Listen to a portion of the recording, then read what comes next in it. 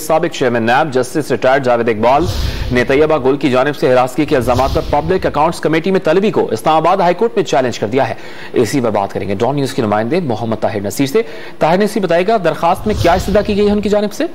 तलहा ये देखें, तैयबा गुल के साबिक चेयरमैन नैब जावेद इकबाल पर हरासगी के संगीन इल्जामात साबिक चेयरमैन नैब जावेद इकबाल ने पब्लिक अकाउंट्स तलबी इस्लामाबाद हाईकोर्ट में चैलेंज कर दिया है। दरखास्त में इस्तदा की गई जावेद इकबाल की दरखास्त में पब्लिक अकाउंट्स की कार्रवाई के मीटिंग मिनट्स कलअदम करार दिए जाए और ये भी इस्तदा की गई है कि दरखास्त पर फैसला होने तक पब्लिक अकाउंट्स कमेटी की कार्रवाई भी रोकी जाए। इसके अलावा ये इस्तदा की गई है कि अदालत पब्लिक अकाउंट्स कमेटी इक़दाम, डायरेक्शन और कार्रवाई को गैर कानूनी करार दे। दरखास्त पर फैसला होने तक पब्लिक अकाउंट्स कमेटी की कार्रवाई रोकी जाए। दरखास्त में chairman public accounts committee, secretary दाखिला, सेक्रेटरी कौमी असेंबली और सेक्रेटरी पार्लिमानी अमूर को फरीक बनाया गया है। जी बहुत शुक्रिया ताहिर आपका।